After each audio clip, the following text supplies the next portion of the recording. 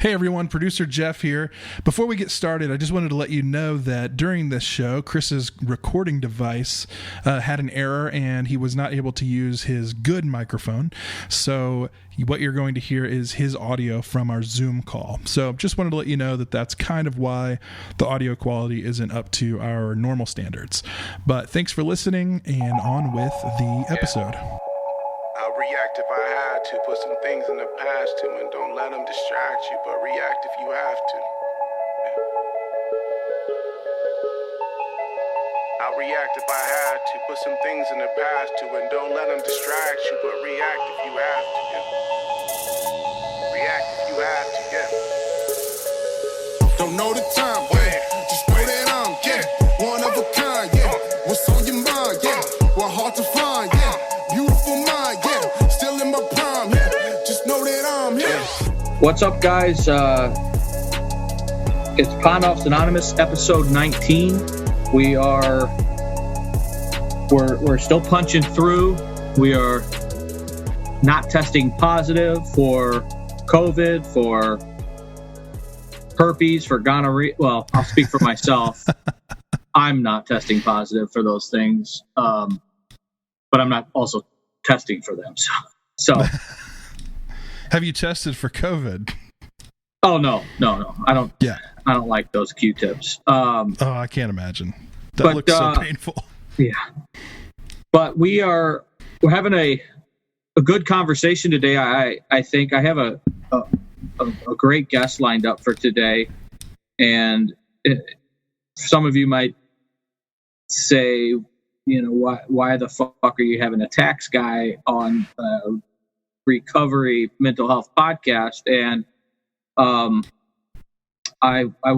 we'll get into that, because I think there's a lot of things that our guest can help us out with. And I know him; he's a personal friend. I've kind of grew up with this gentleman, and he's a much better dresser than you and I, Jeff. For those of you that are watching on YouTube or the Facebook Live shit. Mark Milton, welcome to the show. Thanks, guys. Thanks for having me. I did dress up just for you, Chris. You look Jeff, good, man, and you got the kind of the gel going. Well, I had to gel it because I tried to cut my own hair last week, and if I don't gel it, literally, I mean, I have like it's a horrible look. It really is like Lloyd Christmas in the front, and then it's gotten really long. Gotten really long in the back. So I'm growing a preemptive horseshoe, because you can kind of tell I'm losing it on the top. So the goal is really to have, you know, kind of the Gallagher style horseshoe when it's all said and done. So yeah, crazy. Looking times. Good, baby. Looking good. Actually, I just shaved for you. I got a little blue note on the. This is Joseph A. Bank. They got custom liners. You can get a blues liner put in your jacket. Oh, nice. How about that? Good to know. I will. I might have to get my suit coats fitted for that. I cut my own hair actually on Saturday, and I got one trimmer, and it's really it's made for south of the border, but so I killed two birds with one stone with my manscaper. I got the one, and I don't think I got any. Never mind. So Mark, we've been talking for a while now about just having you on to bullshit. Mark and I went to high school together. We went to college together at the University of Illinois. ILL in the background there over your right shoulder, Mark. That's right. One of us has a degree from Illinois, and one of us doesn't. I'll let you guys guess who that is. I'm about a semester short, I would say. I graduated myself. Let's put it that way. But Mark went to U of I, and I want to get into his background, and I'll let him tell the story. But just to bring everyone on how we decided to kind of connect and have a message for our audience who are friends. They're potentially addicts. They're friends and families of addicts. Potential people struggling with mental health issues. Friends and families of said people. there's I know that some professionals listen, and I don't mean like, fucking professionals, yuppies and shit. I'm talking about people that work professionally in the recovery game and in the mental health field, people like that. So for that audience, when you and I were talking I think we started talking about this at a golf tournament. Mark and I listened to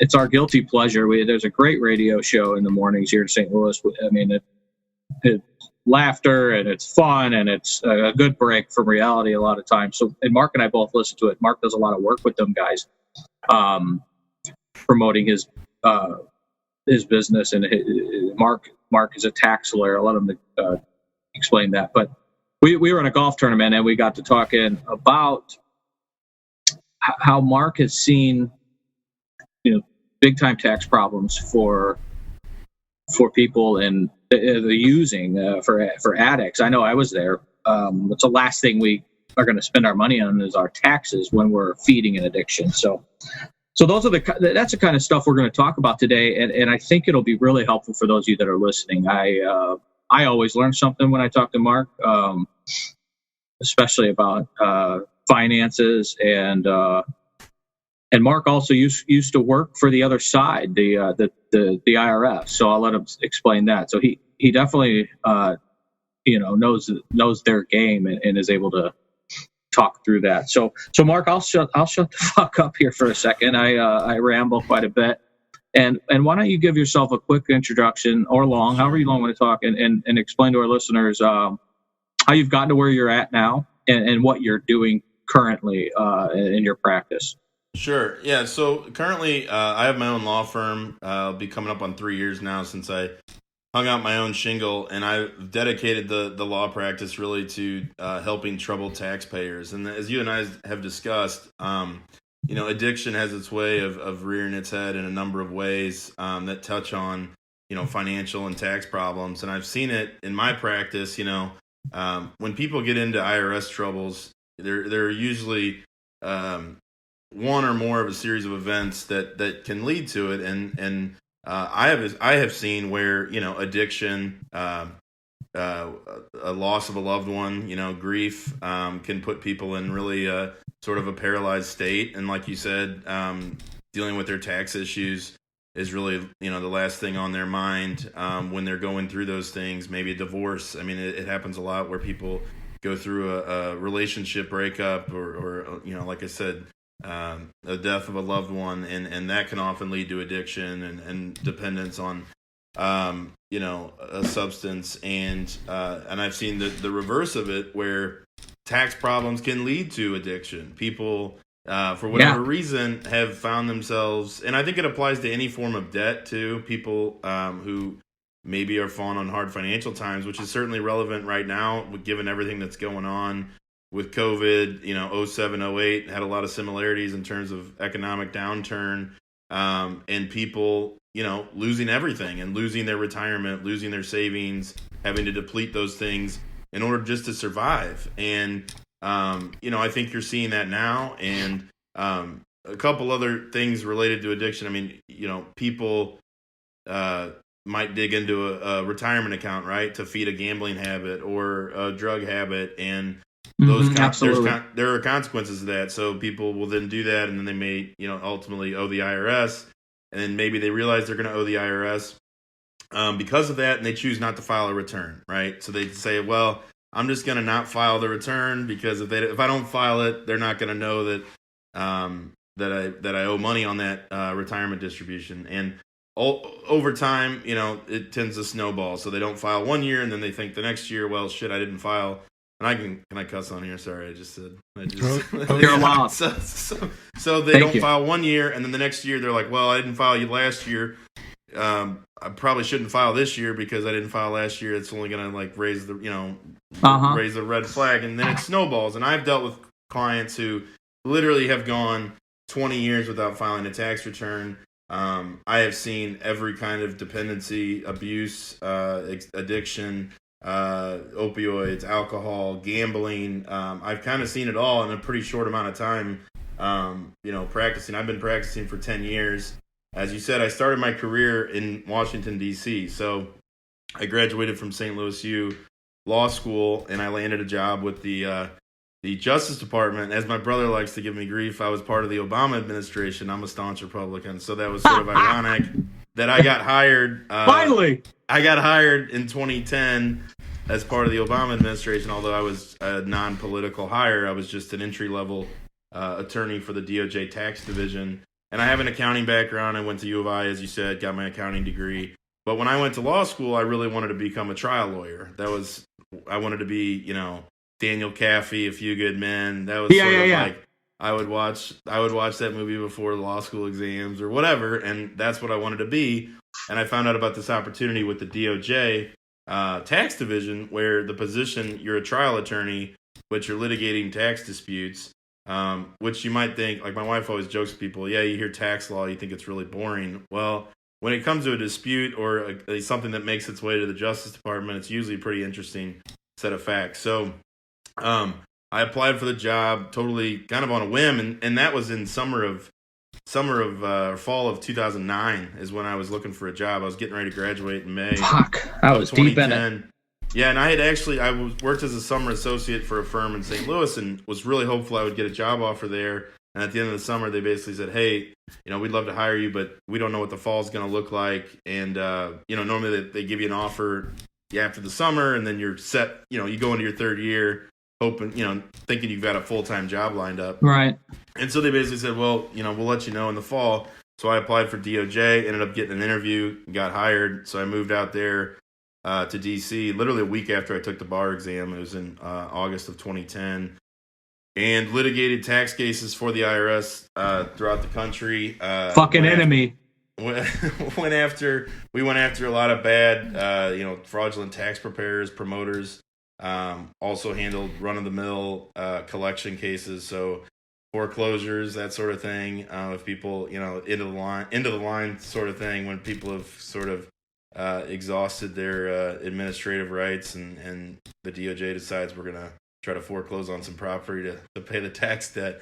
So not a situation you want to be in as a taxpayer. And certainly I dealt with all kinds of different people as defendants, if you will, and in those types of cases. And certainly addiction, I'd seen it on a few occasions. I won't get into details, but definitely people, it was clear that addiction had sort of contributed to their tax problems. And interestingly enough, it was when I got there in 2010, so I worked there from 2010 through 2014, that was sort of, we were seeing the fallout of the 07, 08, 09,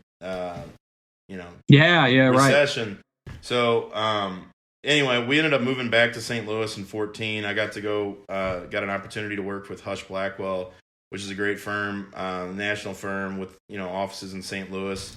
And I joined the white collar group there, which was a great opportunity. We had the former U.S. Attorney Catherine Hanaway, who had ran for governor, Matthew Shelp, who is a partner there, who just recently got confirmed as a federal district court judge in St. Louis, and then the other partner I worked with was Jeff Jensen, who's actually now the U.S. Attorney in St. Louis, and so it was a great opportunity to work with those three. Obviously, a lot of great experience that they have in the white collar world, and they brought me in, I think, mostly because of the tax experience, both civil and criminal, which is what I do now. So I help people really get back into compliance. That's what I try to emphasize to people that are scared and really unsure what to do. If it's been years since they filed, there is a path forward. There is a way to catch up and get into compliance. And for the most part, that's really what the IRS wants. It is a crime not to file a tax return, especially if it's a willful attempt to try to evade tax. But if there's not the willful intent and it's, there's mitigating factors, the reality is there's really a very little chance that they're wanting to prosecute you for it, unless you're Wesley Snipes or some celebrity where they can, right. Go after, because they want their criminal cases to really pack some punch and get some media attention. And so for the most part, the IRS is interested in getting people back into the system, working out some sort of resolution for back taxes, whether it be, a payment plan, offering compromise.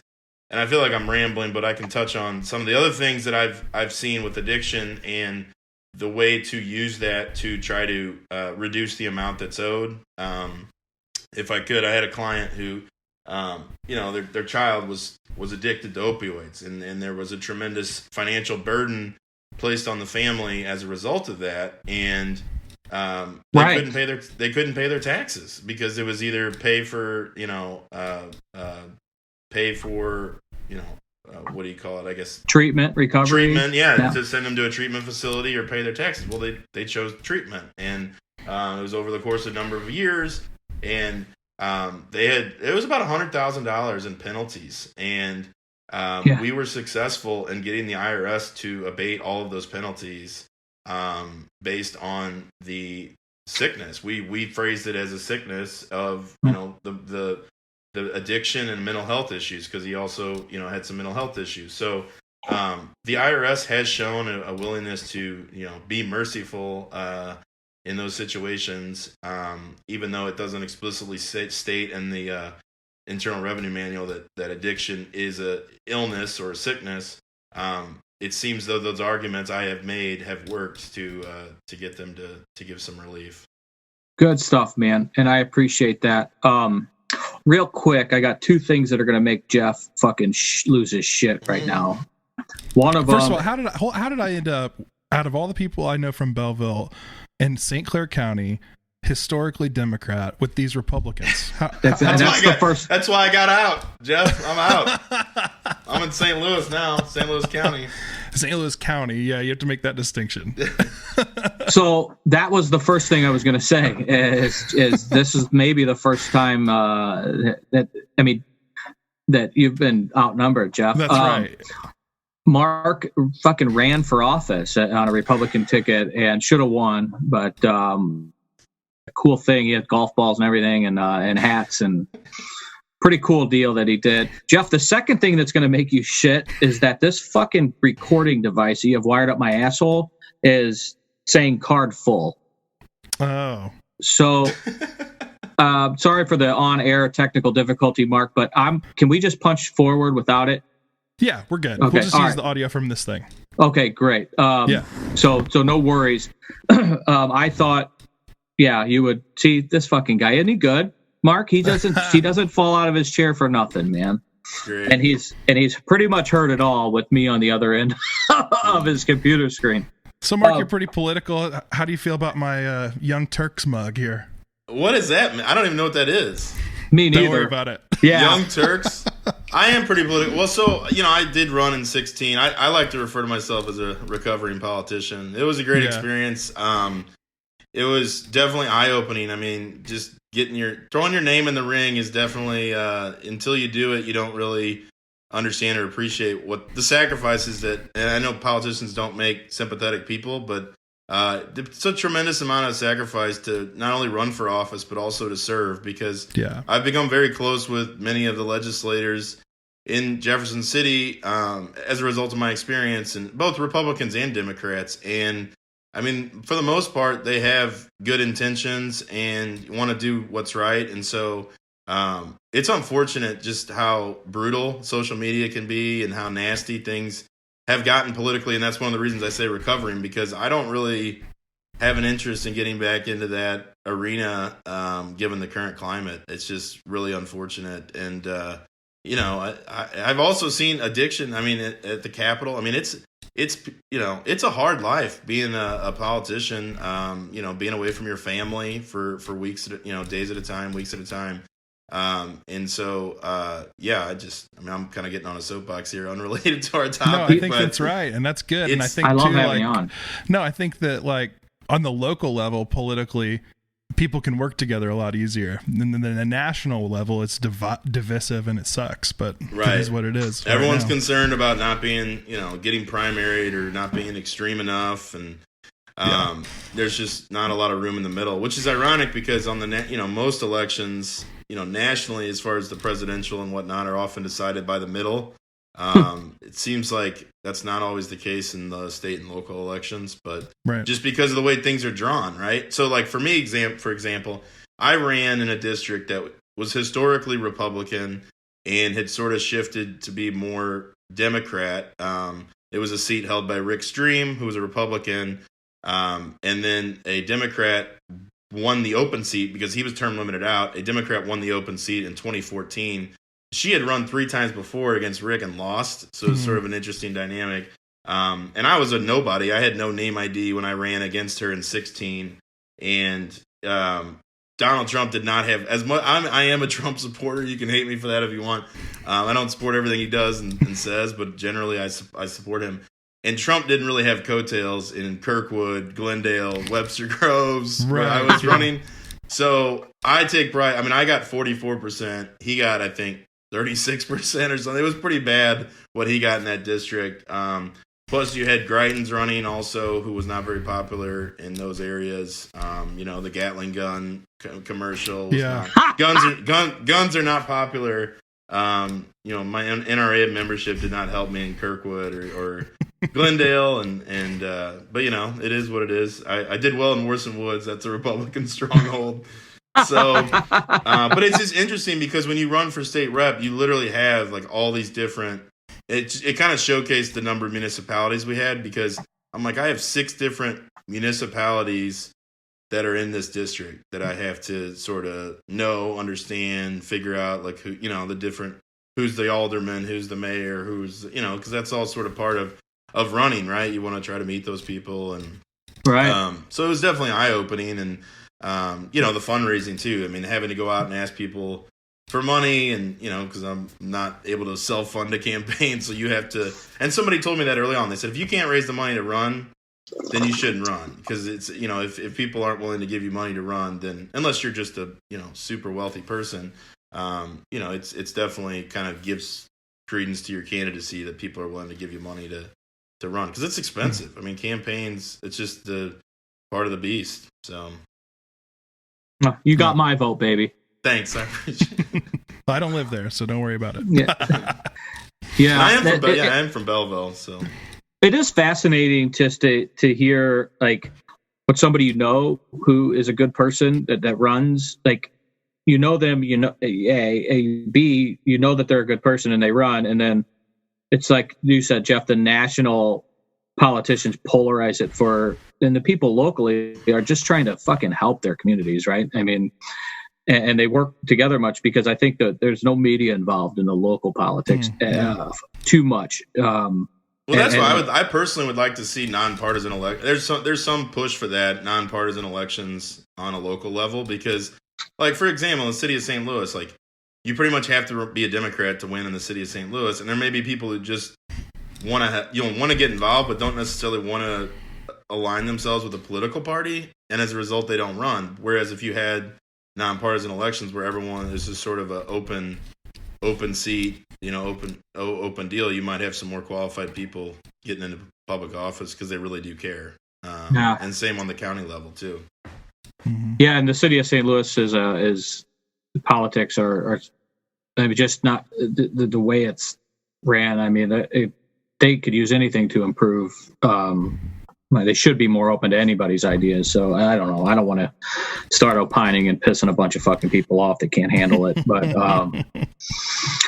Mark, I have some questions for you. Thanks for the backstory. Thanks for I think what you touched on was great as an overall summary.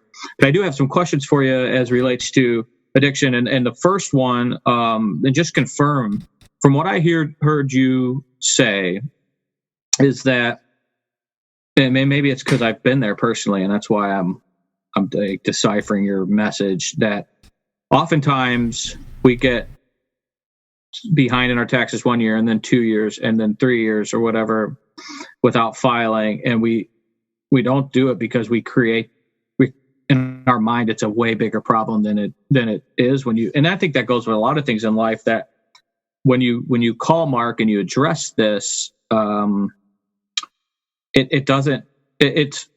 you're able to work. You know what I mean? It's overcomeable. It's not as big of a you're fucked as you make it out to be before you even like look into it. Mm-hmm. And that's kind of what I heard you say towards the end. That people will work with you from the IRS even. People will work with you, especially if you have mitigating factors such as, I mean, when you tell people that you're suffering from an addiction or everybody thinks there's this, the stigma is so much bullshit, really, because most people are like, oh, really? Let me help you. They're eager to help people. Absolutely. And also, like, everyone knows somebody, right? Everyone knows someone that struggles. So good point. Yes, every time I've had an issue, I mean, people understand that people struggle with alcohol. People lose jobs and fall into a state of depression, and maybe they rely on, drugs to get them through it, or they go through a divorce. I mean, and that's a big thing is I think that finances are a huge contributor to a lot of problems, right? I mean, I think that finances, they talk about marriages, right? Like that's the number one cause of a marriage, ending in divorce is, financial trouble. Well, I think financial trouble also probably, I don't know statistics, but I would imagine it creates a lot of addiction issues, right? Whether it be, somebody who's addicted to gambling who, is struggling financially, they think, oh, I'm just going to keep gambling and I'm going to eventually, pull myself out of this hole, or I'm going to keep partying and, my lifestyle is going to lead to some big connection or something that is going to turn things around for me. And it just never really happens. And so as far as like, how do you start? I think that is a huge relief for most people is when they like sort of, it's kind of like with addiction, admitting you need help, right? You got to admit you need help with your IRS issues or your financial issues.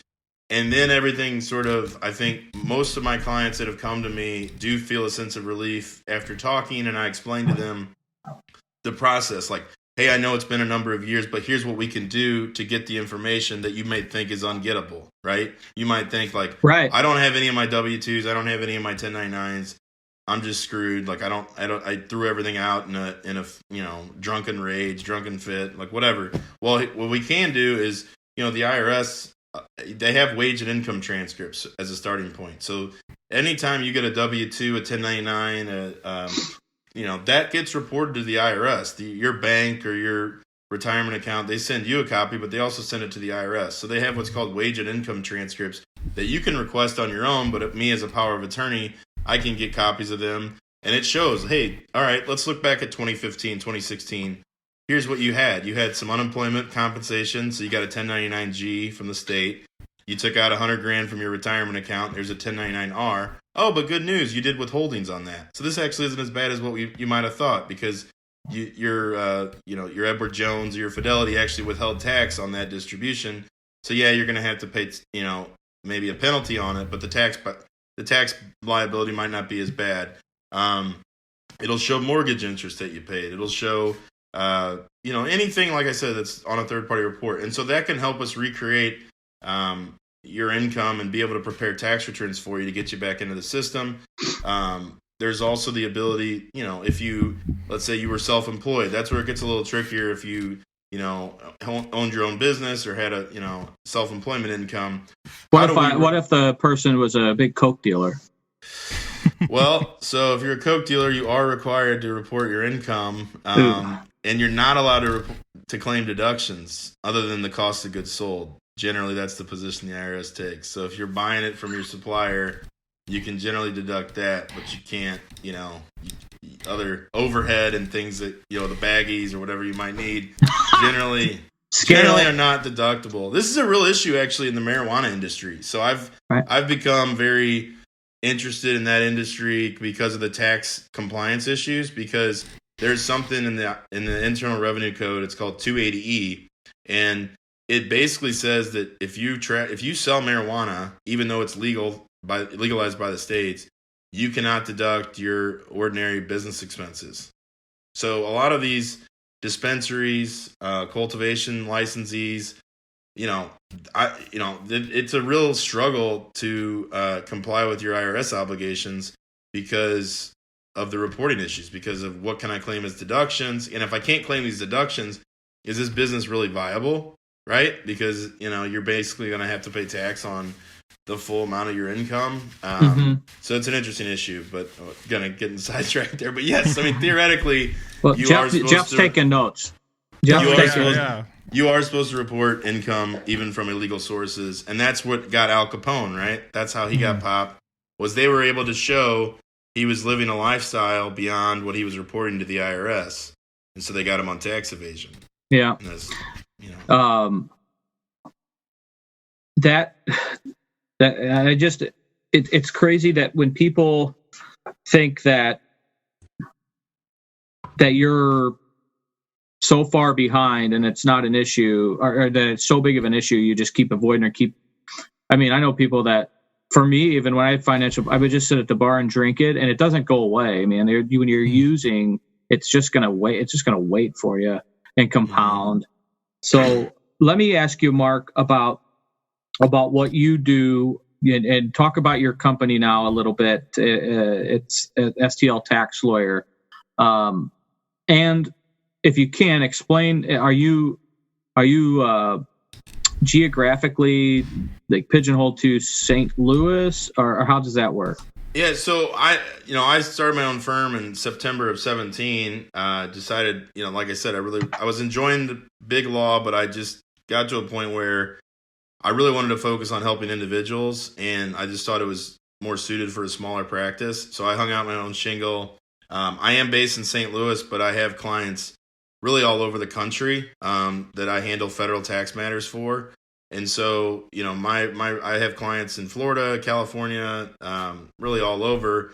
And, we can do a lot remotely. It's not, if one of your listeners is, out of state or wherever they may be, certainly, if they're interested in getting tax help, I could certainly help them. And if they want somebody local, I could probably find somebody local, because that's one of the things that I've really prided myself in, is the ability versus these 1-800 Optima Tax Reliefs and some of these other groups out there that are really faceless. You call, you can complete a questionnaire online, but like, I think and maybe some people like the anonymity. I've also seen that where people, they rely on those groups, and I've seen addicts rely on those, recovering addicts rely on those groups and really get nowhere.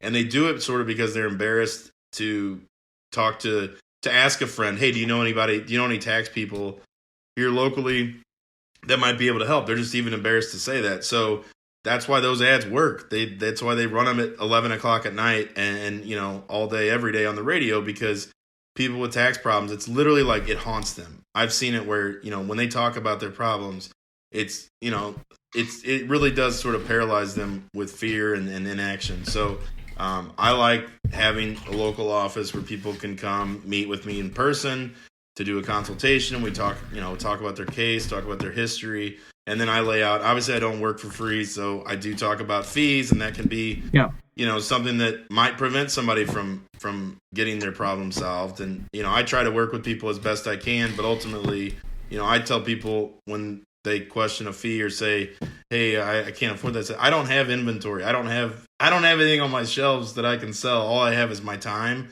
And that's the case for any lawyer or professional accountant that you're going to try to get to solve your problem. So it will cost you money. The amount depends sort of on the severity of it. I try to do flat fees when possible, but generally it's an hourly rate. And I like to give them an idea up front, like, hey, this is probably going to cost X amount of dollars. And, this is going to involve quite a bit of time and effort to get your information together. And then you've got the collection phase, which is now that we get you compliant on the filing side, now we know what you really owe. How do we resolve it? And there are a number of options there in terms of payment plans, offers and compromise. That's what you see on, TV. Oh, I settled my IRS debt for $1,000. I owed the IRS $100,000 and I settled it for $1,000 or whatever. They're referring to the offer and compromise process, which, frankly, is the best time to do that is when you're kind of down on your luck. If you're out of work or your assets have been depleted, that's really the best time to try to pursue one of those programs, because they look at your financials and they say, what's our realistic collection potential? Should we accept a lower amount to just wipe the slate clean? And they will do that on occasion. Mm-hmm. Well, that. And which also shows that the problem's not as big as it is in our head. Mm-hmm. That like they're not gonna just come lock you up and take you to jail. Couple questions that I have. and I'll hold off on the two-parters. Sure. Mark often gets asked two-part questions on the radio show we listen to. He does some sponsorship work on there, and one of them's about tax, and then one of them's usually sexual of nature. So the people that listen to this radio program are super mature and full of professionals. So in fact, I text in quite often and have been referred to as one of the more vile texters. Incredibly vile. Incredibly vile, and they say that Chris. And one of the co-hosts will awfully, my text handle name. I don't know if I'm going to give it out on this show, but it has something to do with being a recovering alcoholic. I think it kind of just did.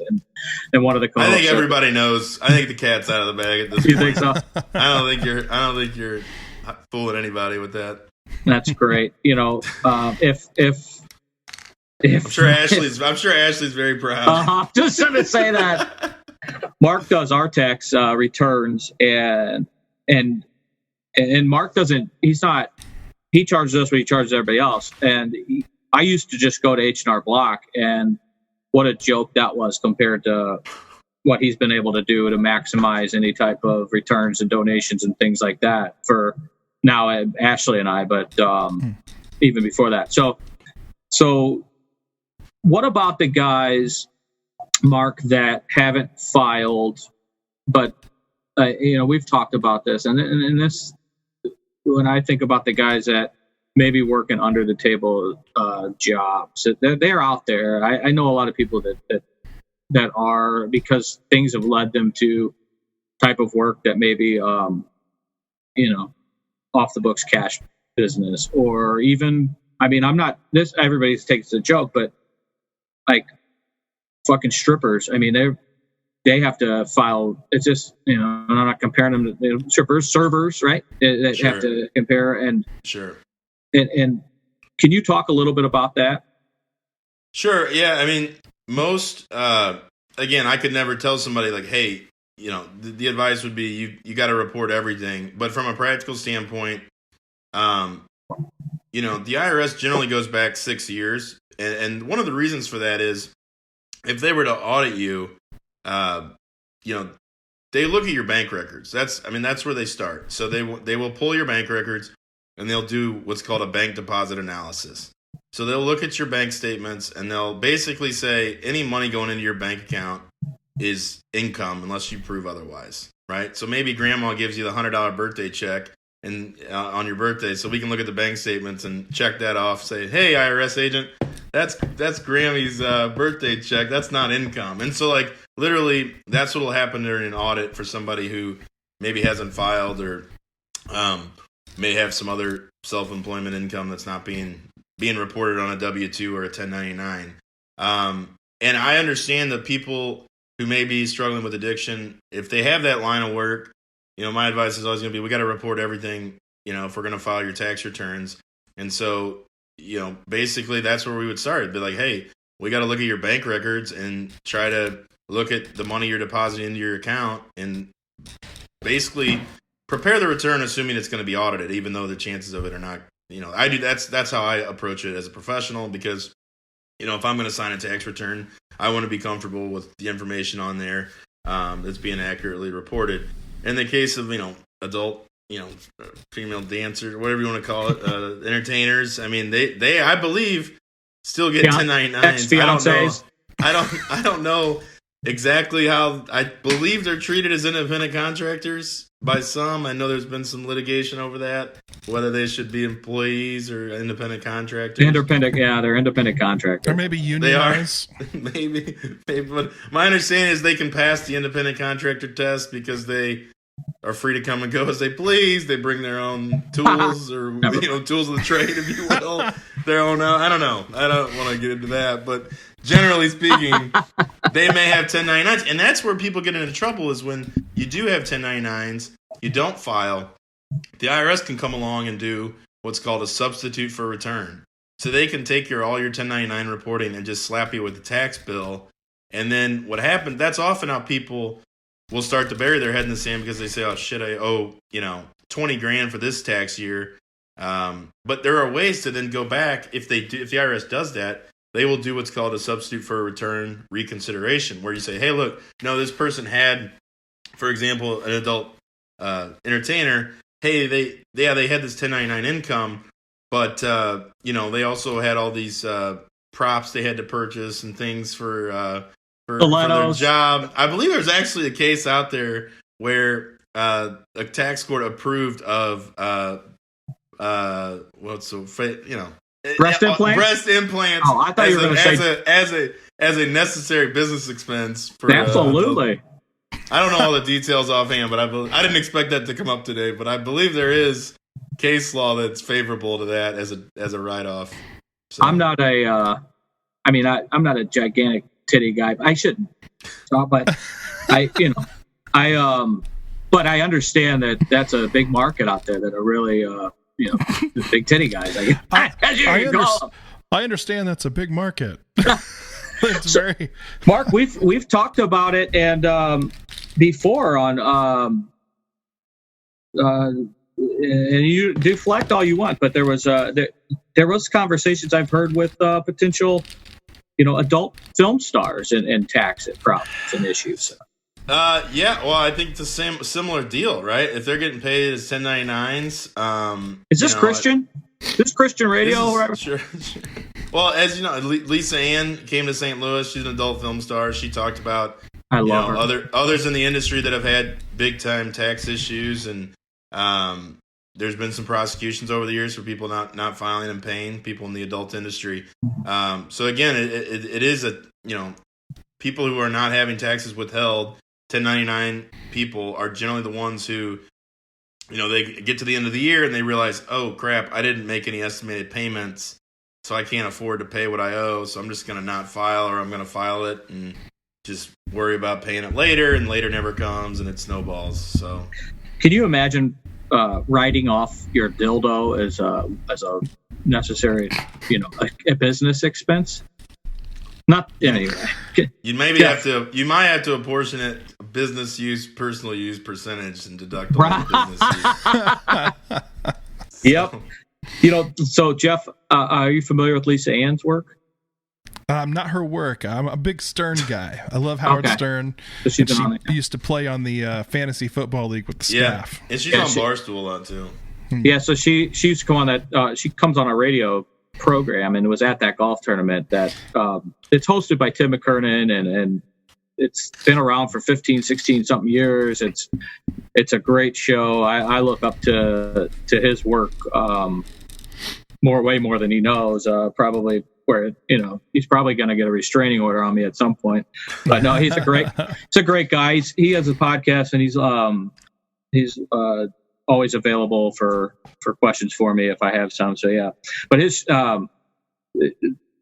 he had she's done radio work, but she comes on during football season, and the two-parters go to her, right? So then after her segment, like Mark would come on and he'd also get two-parters, and the two-parters for her would be a football question for Sunday, and then you can imagine the other questions that those vile texters would send in, right, Mark? Yeah, it's pretty intense. Now, if you guys want regular radio, yeah, so you guys want to listen, it's on 590 from 7 to 10 a.m. every morning. It's a great show, and it's not like a jock talk sports. Well, it's a little bit. It's a lot of jock talk, but not sports. All sports. I will say that I believe Lisa Ann played a Sarah Palin in one of her films called Nailin' Palin. Back when that was when she was more popular, but she's the original MILF, wasn't she? Yeah, all right, the original MILF, yeah. So anyway, that's not Christian. Let us pray, amen. Yeah. And hopefully, I don't lose my bar license from being on this program. Yeah, nobody that fucking important is listening, Mark. We have about 4 listeners, and one of them's my wife, and one of them's my mother. So I'm gonna steer my mother clear of this. I try to, but she still tunes in and then texts me how bad my language is and all that shit. I've heard it 36 years. So don't sell yourself short. Yeah, I mean, I've listened. You guys are doing amazing things. I know that you guys I mean, I've just seen it. I've seen it on social media. I know you guys are making a difference. So well, I appreciate that. I'm really Mark. proud of you. We're trying, and we have reached some people. Jeff's very open about his anxiety and depression struggles that he has, and it's connected with a fuckload of people, man. And we're both kind of getting messages all the time. And like I said on the last episode, it's not just, hey, you guys are doing great work. It's, hey, I struggle with this too. I might try what you said. When that's the shit that gets me off, man. And when somebody's like, I related to what you said on episode blank, and I'm going to go try this. So recently somebody reached out to Jeff and said, hey, I'm going to call my doctor. Fucking amen, man. Yeah. And I'll tell you too, I mean, in my industry, and I've struggled, I mean, with alcohol and you know, the legal profession it's brutal. I mean, it's extremely stressful.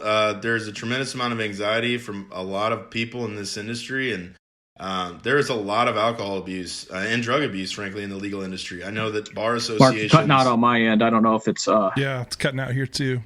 Oh, shoot. Are you there now? Yep. Better? It says AirPods. Bear with us, audience. We have not professional technical team. Yeah, if we need to pause here, we can.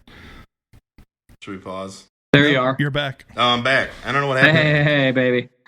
No, I don't know where I left off, but I was just saying... Go ahead. You were saying... it hit me when you were talking about Hush Blackwell, and I just know...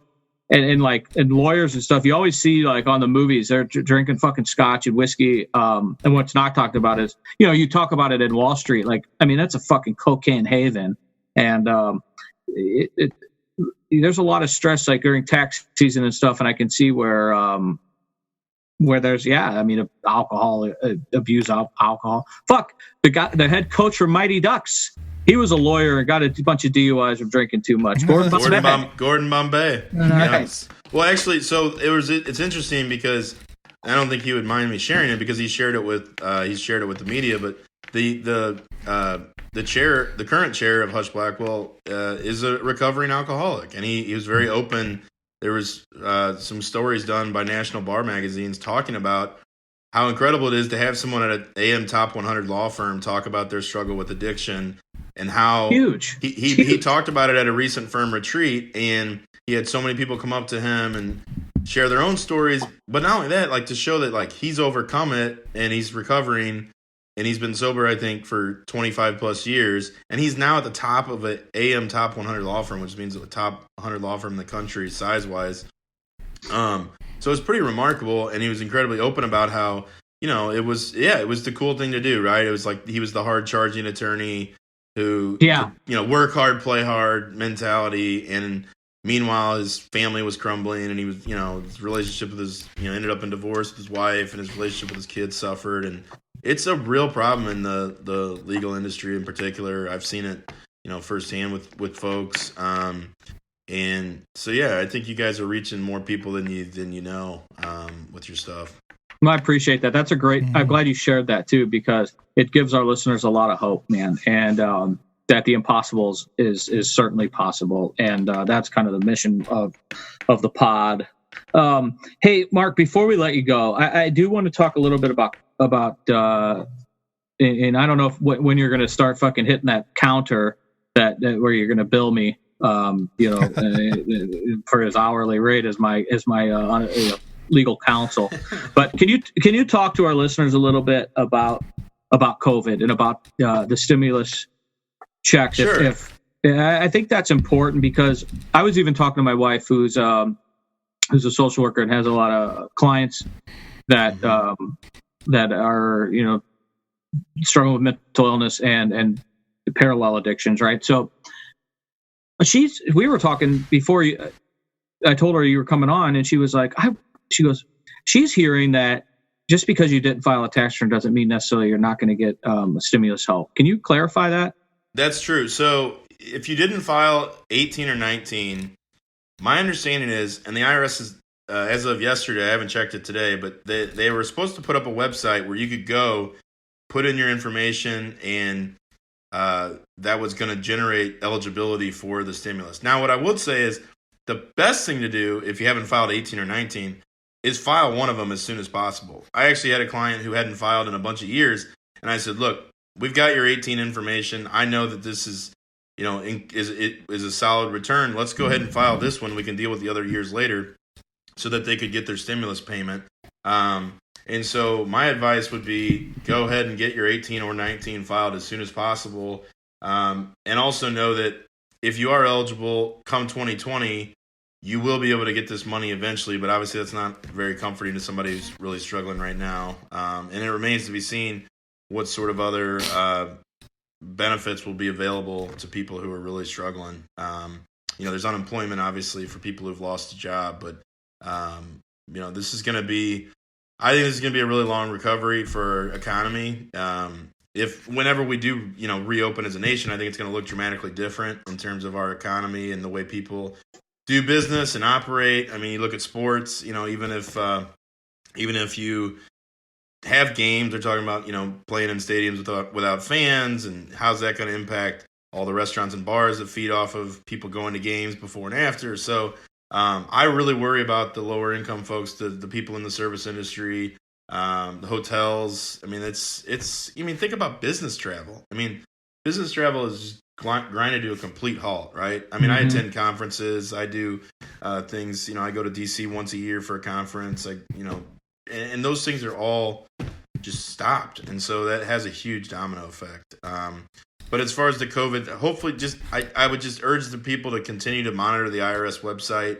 If you type in irs.gov / I believe it's stimulus payments, they do have a link there where you can try to input your information.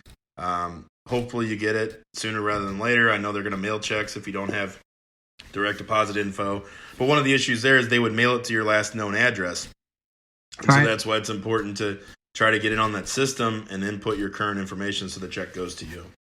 That's very important because I know people that are struggling with addiction and have lost a lot. They float. I mean, they fucking couch surf is a way to put it. And that's a challenge too from a tax standpoint, because they may not even know all these notices went to them because they haven't filed in 6 years. They've moved around. The IRS is only required to send notice to your last known address, which is basically the address on your last filed return. So it definitely, I've seen that, definitely become an issue for people. Okay.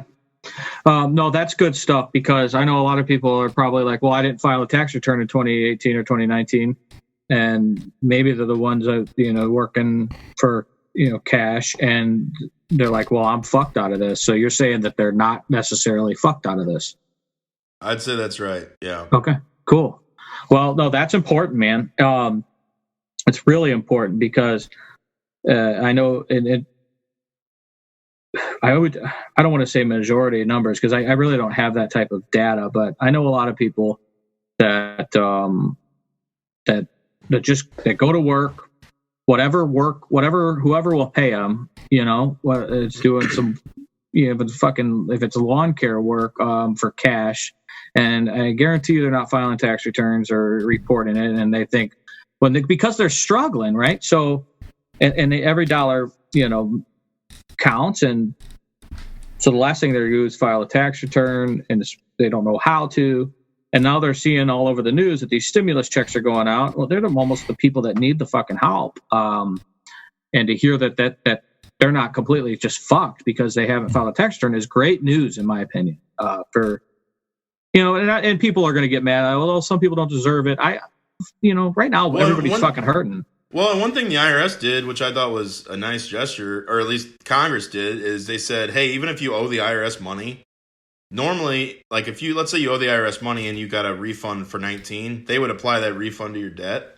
Mm-hmm. They actually said that these stimulus payments cannot be offset against your IRS debt. So even if you owe a bunch of money to the IRS, which it might upset people because it's like, well, you owe the government, and then the government, it's kind of weird that they would, still pay you the money, but they are doing that. And I don't know, if you haven't filed in a bunch of years, all I can say is make sure you stay on top of that site and try to get your info. I can't guarantee that that you will get it, and I don't know what the questionnaire is going to look like, because that also presents some issues that I wondered about in terms of do you have to say in there, I made X amount of money in whatever year, and then you're kind of telling the government that you made income and didn't report it on a tax return. So my IRS tentacles fears went up a little bit.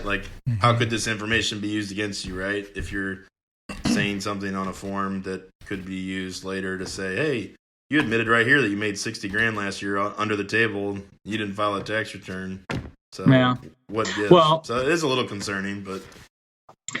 Well, and my advice as a guy that's recovered and attempted to get his finances rebuilt after fucking drinking a lot of them away and sticking a lot of them up my nose and in fucking tavern slot machines. The hiding from it.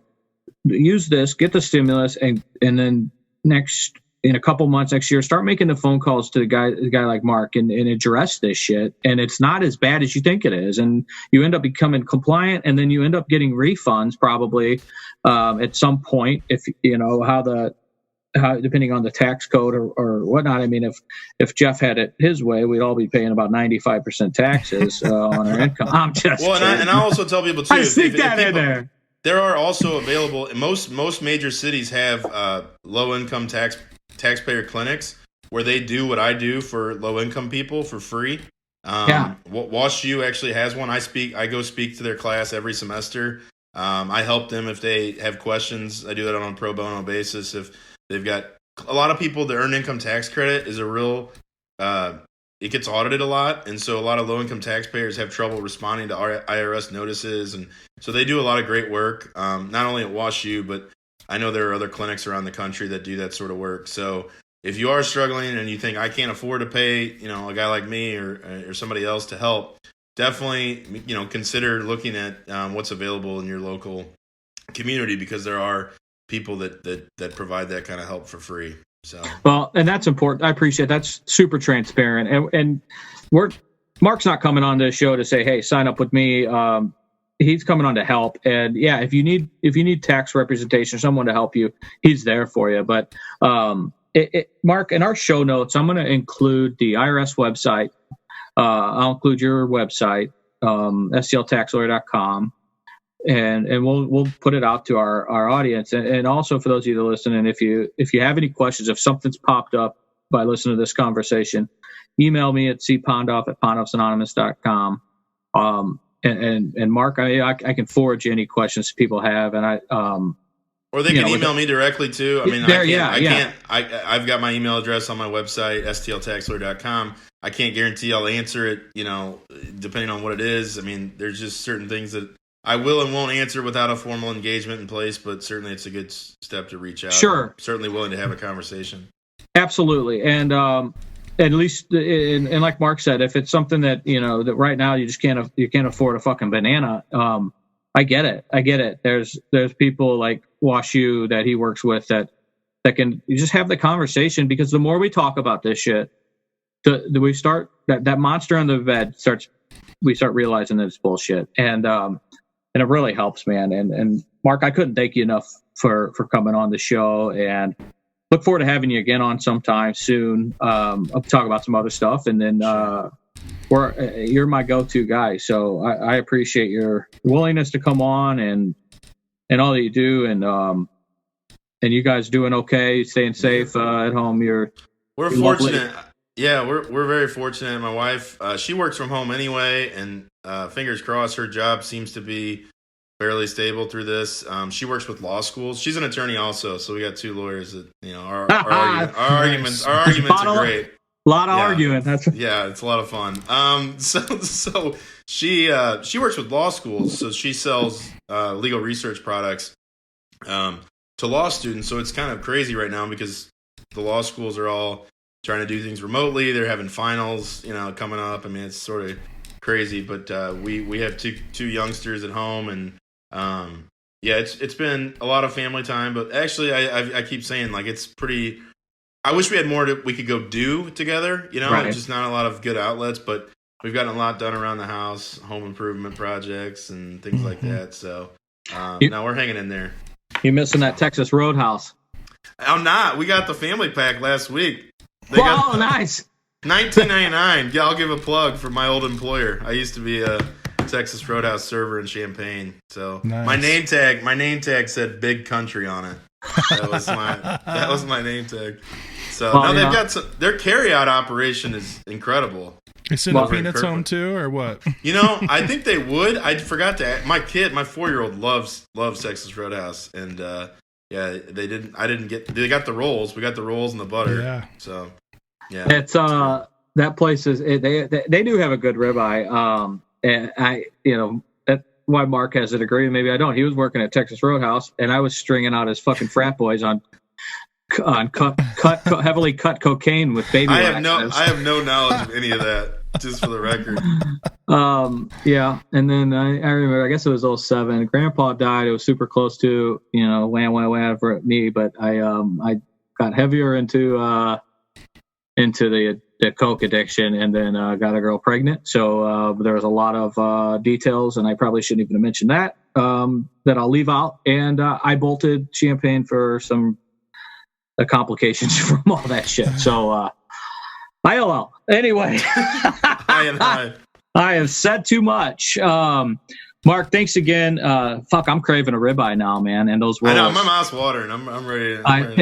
It's close to lunch, and I really appreciate this conversation. I think our listeners will too. I know they will. I hope it helps. Yeah, I hope it helps some people. Even if just one person hears this and says, "All right, that can maybe help start a piece of the road to recovery," because I do think it is kind of a piece of the ball, of maybe people just being overwhelmed and not knowing where to start. So hope it helps. Thank you guys for all you're doing. Appreciate it.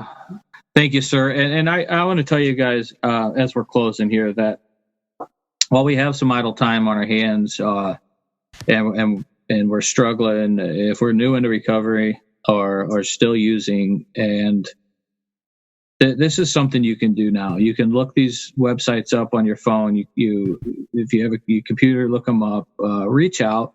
This is a form of reaching out. It's a form of crossing something off your task list. Jeff and I have talked before. I got lists coming out my ass.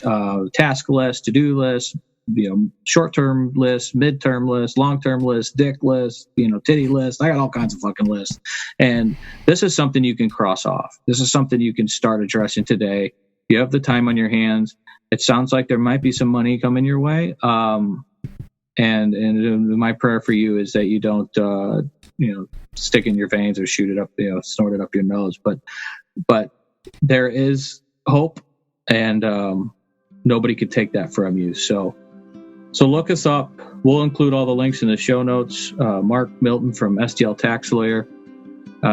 So we'll get that stuff dispersed to you guys. And in the meantime, we're praying for you. Continue to reach out and have conversations about all the things in your life that you can tackle. You have the idle time, and those are constructive things you can do. So we're here for you. And thanks, guys, so much for listening. If you need anything, reach out. Thanks, Mark. Thanks, Jeff. Well, let us pray.